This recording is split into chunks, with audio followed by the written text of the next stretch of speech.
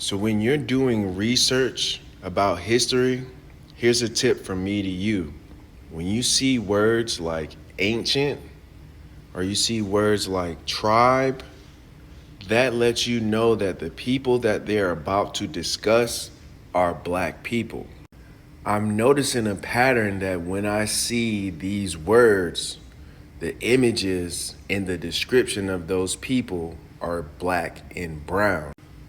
You will notice that modern cultures change due to intermarriage and interbreeding. But when we look back in the not so distant past, before whitewashing and interbreeding, everyone was black and brown. Let me show you.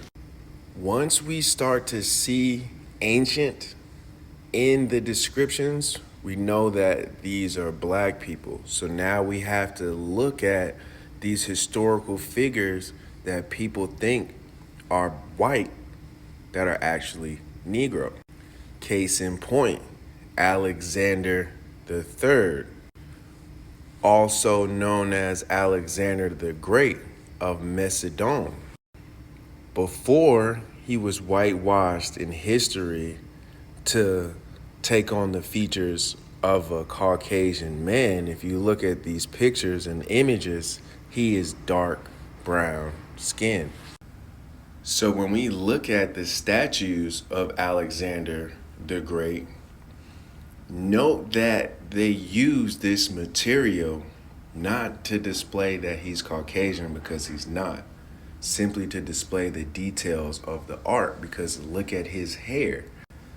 He has individual locks growing out of his hair, right? They almost look like snakes, right?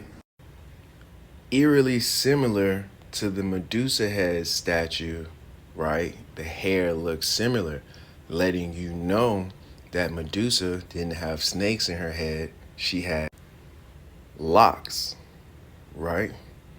A lot of these black people in the past of this enlightenment, of this beauty, of this smart, had locks to unlock their hidden potential. For locks is not a Caucasian hairstyle, it is from Negro.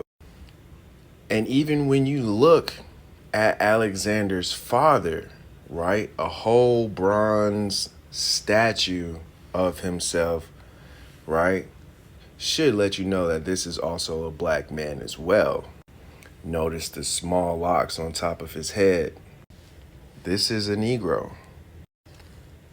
Let's also dive in more as to why Cleopatra is actually black. You see, one, her mom, her bones were found to be African. Second, the coinage depicting Cleopatra was with African features such as a broad nose and full lips. She was known to wear wigs and elaborate hairstyles which were only commonly worn by black women in Egypt. You may not have known this, but Cleopatra was a skilled diplomat that forged alliances with African kingdoms. So for her to forge an alliance with African kingdoms, she had to have been a black woman doing this. Simply because during those times, white people were not around yet. So the term white and black never existed, because everyone at that point was Negro, was a black person. Both Julius Caesar and Mark Antony were both black men. Mark Antony even desired dark-skinned women, which is probably why he was attracted to Cleopatra. And even think about it. Cleopatra is not a Caucasian name. And I've noticed a trend during this age of enlightenment period that we're in right now, that when we shine truth to certain characters that people believe are Caucasian that are actually black, Caucasians get really upset about this. And my question is, why do you get upset if the truth is the truth? Why do you guys hold so dear to people, history, culture that you think is white?